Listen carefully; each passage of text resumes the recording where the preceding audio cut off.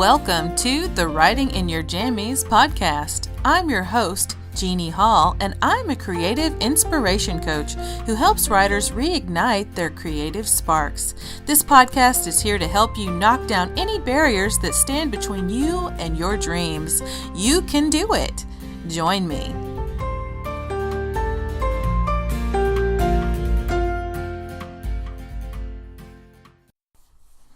Hello, and welcome to the Writing in Your Jammies podcast. This is podcast 28, Fulfilling Prophecies. And today I'm going to be talking about something I'm calling fulfilling prophecies. And you'll hear people talk about self-fulfilling prophecies all the time.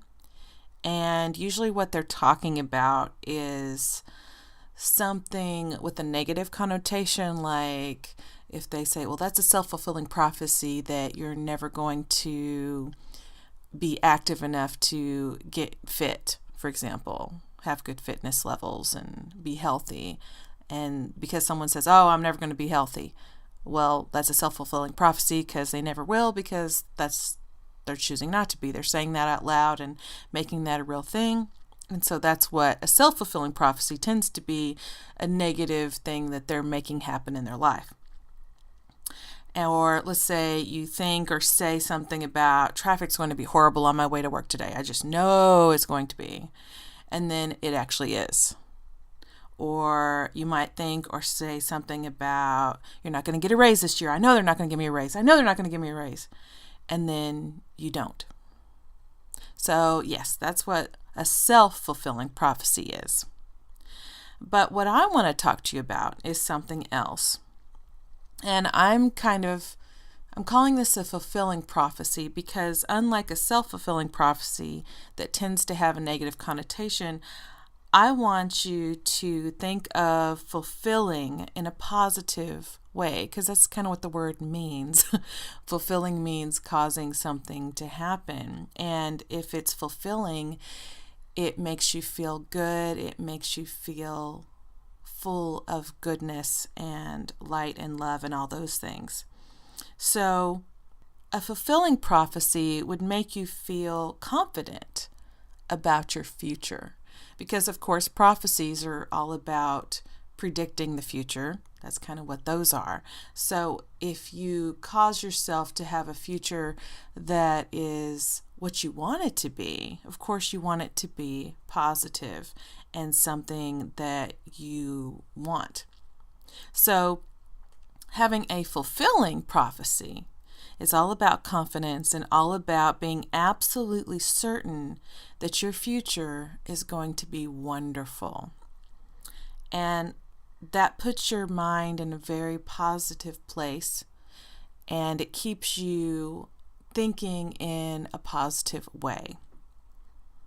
So if you are sure that you're going to achieve all of your goals and be successful and happy with every single aspect of your life, and you reaffirm that to yourself every single day, and there's this cognitive trick basically, that the first thing you do in the morning and the last thing you do before you go to sleep at night tends to be something that your brain remembers and creates more regular neural pathways for. So if you can be confident and say positive things and positive affirmations to yourself about your own future, especially at those times, right after you wake up and right before you go to sleep, then there's some scientific evidence that builds that pathway a little faster. So if that's something that you're wanting to do, then I suggest saying those positive things about your future and saying those affirmations right before you go to bed and then right after you wake up, and doing that every day. So again, I'm talking about a positive outcome. And please understand this. In no way do I want to be disrespectful of bad things happening in the world, because sometimes they do, and there's no getting around that. Sometimes life sucks. Sometimes Shit happens and there's nothing we can do about it. It's beyond our control, and there's nothing. Saying a bunch of positive affirmations isn't going to help on that kind of stuff. And I don't want to downplay like a major event that might happen to someone, or something big that affects a lot of people in a negative way. And I realize there's no simply wishing something like that away. So I'm not trying to downplay something like that. I'm not trying to make this sound all, like fairy goodness and, airy fairy about big horrible things happening in the world. That is not what I'm talking about. I do believe that having a positive mindset is essential if you want a happier life. But does that mean it's always easy to have a positive mindset? No. And I realize that because we live in a world where things happen that we don't want to happen sometimes. And the news covers that incessantly. It's full of it, right? It's full of death and destruction and war and corruption and tragedy and crime and prejudice and hate and illness and injury and all manner of ill everything, horrible, bad things. So I'm not saying that a positive mindset is going to make all those things go away. That's not what I'm saying. I wish it would. I really, really do. But what I'm saying is for yourself, if you have a continual focus on your own personal best case scenario for your life, then what that means is that the universe or God or source or whatever you believe in as being a higher power will then conspire to make that scenario come into your life. Because we don't have control of our outside circumstances. We just don't. That's just the facts. We might wish we did, but we don't. We can't control what someone in a powerful position in this world might decide to do. But we do have control over how we react to it. And we also have complete control over what we do. So that's what I'm focusing on today. Do we want a fulfilling life? And how to create a fulfilling prophecy for yourself. So you can do this in many different ways.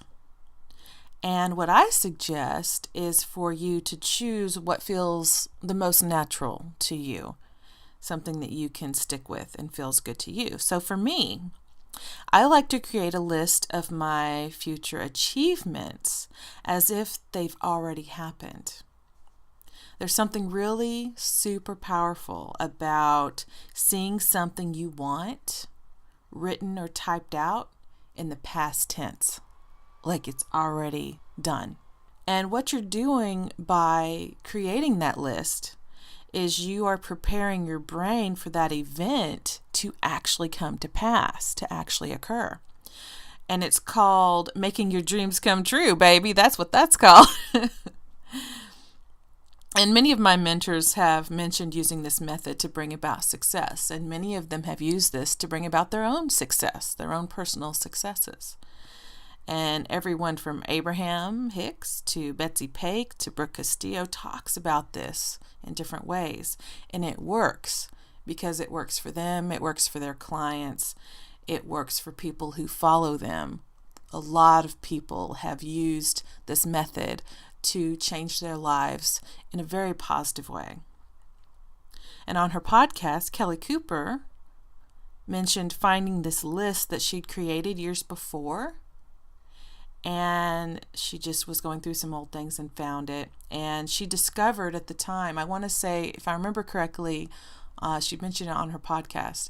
And I want to say she said that she'd created it like 5 years before, or 7 years or something like that, I believe. And she looked at the list and she had accomplished every single thing on that list. So that's a pretty ringing endorsement to the power of goal setting and visualizing what you want. And making lists and all that kind of stuff, because it's something physical that you can then look at. And again, looking at it right before you go to bed and then right after you wake up every day just reaffirms it in your brain that it's a real thing. So speaking of visualization, that's another really important component of this. One thing that helps you to make it more real is to put it in your head in a picture form. So imagine what it would actually look like to have that happen. Imagine what it would, if it was real, what it would be. And what helps me, another thing that helps me in that visualization process is for me to not just make that list of goals and read it back and forth to myself, but also for me to speak that out loud into like a voice recorder or a tape recorder or something, whatever you have. Most of us have smartphones and have a voice recorder on those phones that's easy to use. And so then I will play it back and listen to how brilliant and magnificent my future is going to be. And again, the past tense part is really important because it's like it's already happened. If you can say it as confidently and with as much surety as you can, then that makes it even more cemented in your brain that it's going to happen. So something else that can help you with this is using all of your senses. I already mentioned picturing what that future, like meeting that goal, would look like. So like one thing I already did in my life was I became a published author. And what I had done to make that happen was I kept picturing myself holding my own published novel with my title and my name on it in my own hand. I had pictured that because I had seen that on The Secret. And so I pictured that over and over and over again. And so that's something you can do, but also use all of your senses, not just your visual sense. Also think about what it would sound like. So that's another thing. I pictured flipping the pages of my books and of the book and hearing the paper crinkle as I flip through the pages of my own book. Opening that cover. What does that sound like? I also thought about what it would smell, that new book smell, what it would smell like. Taste is one thing. So obviously I didn't taste the book, but if taste would apply to your future, definitely use that as well. And what does it feel like? What does the weight of the book feel like in your own hand? So that's something I used as an author to become published, and it happened. So what emotions would you feel after reaching that? That was what was most powerful for me, not just the actual physical sensation of touching the book, but also the emotion of feeling. And for me, it was extreme happiness and fulfillment to the point of being overwhelmed to tears was how I felt. But your emotion might be just excitement. It might be euphoria or joy. It might just be feeling really satisfied with the outcome. So whatever emotion works for you, focus on that. So a goal I'm still working on, I'm in the process of, is losing more weight. So as you guys know, if you've listened to my podcast, you know I've lost 43 pounds, but I'd really like to I kind of settled on, recently I just decided, all right, how much more weight do I want to lose? And I decided 30 more pounds. So I pictured what that would look like. And my body is already different from 43 pounds is pretty significant. I went from a 3X to an extra large. And I'm now out of the women's plus size category of clothing, which feels wonderful not to have to go to that section of the store to buy clothes. So that part alone, but I still have kind of a belly and I still have some extra weight like in my face. I feel like I'm still kind of got a rounder face than I want. I feel like I have a little bit more of a double chin than I want and stuff like that. So that's part of what I was choosing on how much more weight do I want to lose. So I'm picturing what I would look like with a perfectly healthy face. no double chin, like a flat belly and that kind of thing. No extra weight coming off of my arms and things like that. So another thing would be, what would it smell like? The new clothes that I'm going to wear, what are they going to smell like? What is that going to be like? On the hearing part, I might hear people complimenting me or doctors telling me about how good my blood pressure and blood sugar is and how I don't have to be on medication anymore. Taste is easy on that one. I would taste like I've really become a coffee drinker since doing this, and I tend to replace my breakfast with this really creamy coffee that I drink instead. And it just gives me a lot of energy, and I'm really not hungry by doing that either. And feeling would be easy because I just feel full of energy and really, really healthy because I don't have this extra weight holding me down, like literally gravity. The extra weight was holding me down.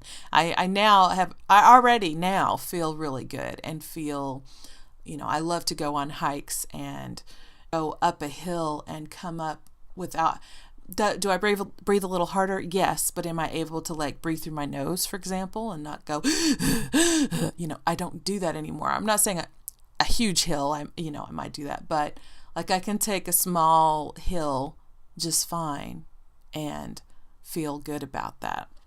And that was not the case when I was at my highest weight by any stretch of the imagination. So that's another aspect of that. So I want to make sure that all of my senses are involved whenever I visualize that future. And you can write that down in your goals. So whenever you're writing your future, you can not only say, I now weigh whatever blank weight is, but you can also say, and I feel this, and I smell this, and I taste this, and all of those senses get involved. So this is kind of like, this is what the law of attraction calls acting as if.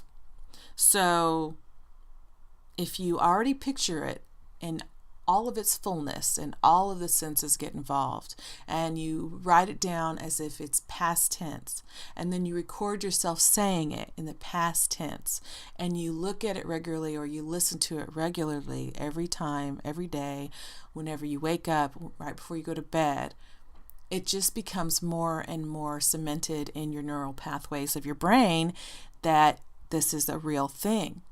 And it just makes it easier and easier and easier to accomplish. And then in the future, however long it takes, again, I can't tell you how long, but like the 43 pounds took me a year to lose. But I lost it in a very slow and healthy way. I don't have, like, some people will drop. I know that we don't want to be patient when we're losing weight or when we're trying to accomplish any goal. We want it done and we want it done now. That's kind of how our society is. We have no patience. We want instant gratification. And it's really important to be willing to be at least a little more patient. And because you're much less likely to get overwhelmed and frustrated. Because some of this stuff, guys, I know you don't want to hear this, but some of this stuff takes time. It takes time to build your future the way you want it sometimes. And the more acceptance you can have of that, the better off you're going to be. Because you're not going to then be disappointed if in a week you don't lose 50 pounds. If you actually did that, you would be so unhealthy, you'd probably be in the hospital. It's super unhealthy to even think about that. Yes, we want results, and I get that, but you have to be a little bit more reasonable and more practical about what that result's going to be. So losing a pound a week, for example, that is awesome. Is it slow? Yes, but you got to be willing to look at the progress of whatever goal it is you're achieving. It all is about taking steps forward. So as long as you're doing that, you're on the road to success. And you might have setbacks. Like right now, I've been experiencing a plateau. And I go to my doctor actually very soon, like next week. So I'll find out then if I've lost any more weight. But I have changed my habits and adjusted things. So I'm hoping for more weight loss this time around. And I feel like I will have. But it's all about constructing that future in your head, using all of your senses to make your future what you want it to be.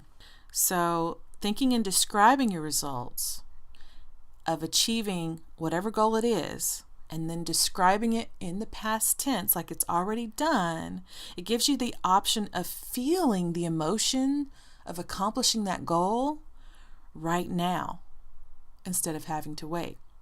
So while I understand having to wait sucks, okay, I get that, you can still experience the feeling of already having it now. Picture yourself at your perfect weight now. Picture yourself with that published book now. Picture yourself on the bestseller list now. What does that feel like? Experience that. Focus on it. Focus on it every day, when you wake up, when you go to bed. Keep focusing on that feeling. Feel it as much as you can, that emotion. Use all of your senses. Visualize, visualize, visualize. And it's really powerful and delicious and wonderful to do and to feel, because the more you do it, the more likely it will actually manifest in the physical world for you. Okay, full disclosure, transparency here. Am I perfect at doing this? Nope. So just to remind you that I'm very human, a few days ago, my hubby surprised me by filling up my Christmas stocking. And our long-standing tradition in my family is to fill it up with candy. That's what we've always done. So now that I'm trying not to eat candy, we've adjusted things a little bit, and my hubby gave me sugar-free chocolate. And the problem is that I've noticed the more pure junk food like candy I have, sugar-free or not, the worse my body feels and the more addictive it feels. It feels like if I have some, I want more. If I don't touch it, I'm okay. But if I indulge, oof, yeah. So I hadn't had much candy in a long time, and I had like a couple of pieces of it, and that was a mistake because it was almost like a switch was turned off in my brain, and I reverted completely into my old overeating habits. I probably ate 12 pieces of candy that night. And it was like the mini little like peanut butter cups and stuff like that. And yes, they were sugar-free, but it was still empty junk food, empty carbs. And anytime, I know not everybody has this kind of body, but I'm a diabetic, and anytime I eat empty, especially empty carbs, they're not complex carbohydrates, they're just straight up empty carbs. Anytime I eat stuff like that, I feel hungrier after, and I'm much more likely to overeat and struggle with stopping eating and stuff like that. And so then, after having 12 pieces of candy, I also ate not just one helping at dinner, but 3. Yeah, talk about falling off the wagon. And the worst thing I did that night wasn't all of that. The worst thing I did was that I kept eating late into the night.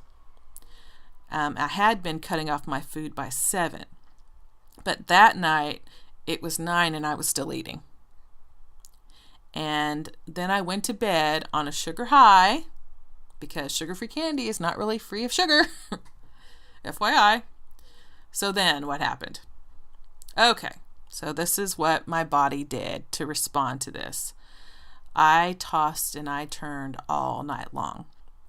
I had horrible acid reflux pain throughout my torso, and I hadn't suffered that in months because I hadn't overeaten and done that to myself in months. And I couldn't sleep that night, and when I woke up the next day, I was exhausted. And this is all because I reverted back to my previous bad habits for one night. That used to be the way I lived my life, was overeating empty, horrible junk food, and the real food I ate way too much of, and ate late into the night and all that kind of stuff. So did I experience a very negative reaction? Absolutely. And it was a very strong lesson in clarity for me. I decided after that the short-term pleasure that came with eating all that junk food, because do I like the taste of it? Yeah. I wouldn't eat it if I didn't like the taste. But I realized that eating all that food and eating so much of it and eating it so late and all those things mixed together is basically abusing my body. I mistreated my body that night again for the first time in a long time. And because I love myself now and I want my body to feel good and energized and relaxed and healthy, I don't want it to feel overfull, and I don't want to be in literal pain. And I was that night. I really was. So I realized then that I am willing and able to forego that brief short-term pleasure in order to experience the long-term health I deserve. And I had to make that decision for myself again. And that's something else that Kelly Cooper mentioned, is that you don't just make a decision to be healthier or to reach a goal. You don't make it just once and you're done. That would be nice, actually, if we could do it that way. But unfortunately, we have to make that decision for ourselves over and over and over on a daily basis, sometimes an hourly basis. And so by messing up that night, I made the wrong choice.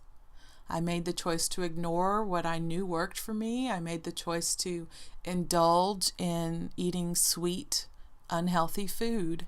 And that was the result, was literal pain all night long. So definitely not worth it.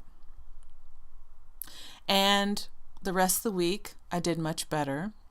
I stopped at 7. I ate healthier. I ate smaller meals. I stopped when I was full. And after doing that, I got to be proud of myself for making the decision every day, every meal even, to love myself and my body.